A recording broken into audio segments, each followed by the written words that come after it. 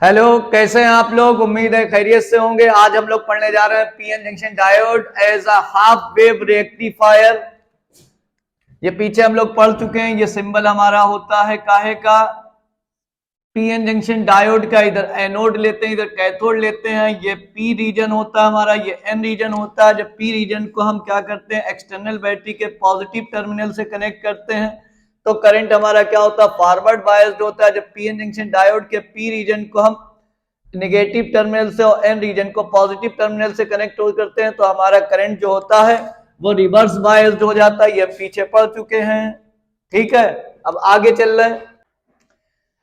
तो हम लोग एसी को, ये एसी जो करंट होता है, ये पॉजिटिव, ये निगेटिव, ये पॉजिटिव, ये निगेटिव। एसी करंट जो होता है उसकी डायरेक्शन लगातार यूं यूं यूं यूं यूं यूं चेंज होती रहती है। तो पॉजिटिव, फिर निगेटिव, फिर पॉजिटिव, फिर निगेटिव। इसको बोलते हैं बाई डायरेक्शनल करंट। क्या करते हैं, बाई डायरेक्शनल करंट। तो रेक्टिफायर क्या करता है, रेक्टिफिकेशन का मतलब होता है कि बाई डायरेक्शनल करंट को यूनि डायरेक्शनल करंट में चेंज करना है, यानी कि अल्टरनेटिंग करंट को डीसी में कन्वर्ट करना है। यह हमारा करंट कौन सा, एसी अल्टरनेटिंग करंट। अब इसको हम किस में बनाएंगे, डीसी में बनाएंगे। डीसी का मतलब जो डायरेक्ट करंट। तो इसमें ये क्या करता है, जो हाफ वेव का मतलब ही ये हुआ, हाफ वेव तो देगा लेकिन आधा आगे इस वाले को, निगेटिव वाले को फुल्ली क्या कर देगा, रिमूव कर देगा। हाफ निगेटिव वाले को फुल्ली क्या कर देगा, रिमूव कर देगा। अब हम अगर जो एडाप्टर अपना घर में यूज करते हैं, नॉर्मली जो एडाप्टर ले तो उसमें जब हम प्लग में लगाते हैं तो आप लोगों ने देखा होगा, जब प्लग में लगाते हैं तो यूं करके बाहर जो वोल्टेज आता है वो बिल्कुल माइन्यूट वोल्टेज आता है। तो अब इसको, बैटरी को अगर ये करंट देंगे तो पहले पॉजिटिव, फिर निगेटिव, पॉजिटिव दिया, फिर ले लिया, फिर दिया, फिर ले लिया, फिर दिया, फिर ले लिया, फिर ऐसे बैटरी हमारी फुल नहीं हो पाएगी, क्योंकि डायरेक्ट करंट यानी positive positive positive positive fill होती चली जाएगी। तो इसलिए अब डायोड जो होता है, जो भी हमने बताया था, डायोड माइन्यूट करंट पे काम करता है। यानी कि अगर इसको हम 5 वोल्ट से ज्यादा का करंट देंगे तो ये क्या होगा, जल जाएगा, फ्यूज हो जाएगा। इसके लिए हम लोग क्या करते हैं, ट्रांसफार्मर का यूज करते हैं। ट्रांसफार्मर क्या होता है कि जो लो वोल्टेज को हाई वोल्टेज में और हाई वोल्टेज को लो वोल्टेज में कन्वर्ट करता है। तो ट्रांसफार्मर, तो हम लोग यहां पर क्या करेंगे, जो बिजली आ रही, एसी वोल्टेज जो हम लोग दे रहे हैं वो कितने, घर में जो ये नॉर्मली यूज होता है वो कितने का होता है, 220 वोल्ट का। अब 220 वोल्ट का, अब हमें उसको कितना देना है, लगभग पीएन जंक्शन डायोड को लगभग 5 से 5 वोल्ट का देना है। तो यानी कि हाई वोल्टेज को किस में कन्वर्ट करेगा, लो वोल्टेज में कन्वर्ट करेगा। तो यहां पर हमें जरूरत पड़ेगी क्या है कि स्टेप डाउन ट्रांसफार्मर की, जो हाई वोल्टेज को कन्वर्ट करेगा किसमें, ये क्या हो गया हमारा एसी इनपुट। और इसमें जो ट्रांसफार्मर हमने यूज करा वो कौन सा यूज करा, स्टेप डाउन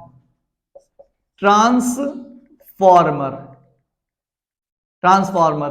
तो इसके लिए क्वाइल लेते हैं, तो प्राइमरी क्वाइल जो लेते हैं उसमें हम नंबर ऑफ टर्न्स ज्यादा लेते हैं और सेकेंडरी क्वाइल्स में नंबर ऑफ टर्न्स क्या लेंगे, कम लेंगे। क्योंकि ये हमारी प्राइमरी क्वाइल हो गई और ये हमारी सेकेंडरी क्वाइल हो गई। जब नंबर ऑफ टर्न्स कम होते हैं तो वोल्टेज क्या कर देता है, कम कर देता है ट्रांसफार्मर, ठीक है। इसके साथ में ये सेकेंडरी क्वाइल का ये टर्मिनल फर्स्ट हो गया और ये सेकेंडरी क्वाइल का टर्मिनल सेकेंड हो गया। अब इससे हम एक क्या करते हैं, पीएन जंक्शन डायोड कनेक्ट कर देते हैं। और पीएन जंक्शन डायोड के साथ में, यह पीएन जंक्शन डायोड के साथ में एक लोड रेजिस्टेंस आरएल ऐड कर देते हैं। और इससे आउटपुट वोल्टेज, ये दो सिरे निकाले, यहां पर हमें क्या मिलेगा, आउटपुट वोल्टेज। तो पीएन जंक्शन डायोड के पी रीजन में होल्स होंगे और एन रीजन में क्या होंगे, इलेक्ट्रॉन होंगे।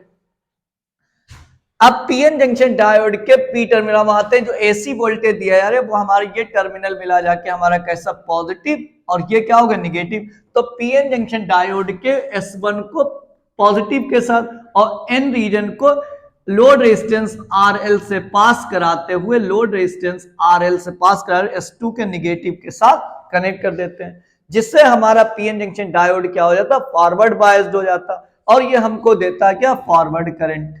और ये हम लोग जानते हैं V इक्वल्स टू क्या होता है, आई आर होता है। तो ये कुल मिला के V और आई आर मिलकर हमें क्या देगा, आउटपुट वोल्टेज देगा। तो हमारा ये फर्स्ट हाफ साइकिल में तो हमें वोल्टेज क्या हो जाता, मिल जाता है।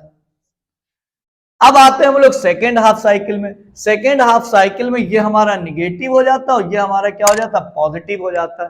तो S1 को हम कर देते हैं निगेटिव और S2 को कर देते हैं पॉजिटिव।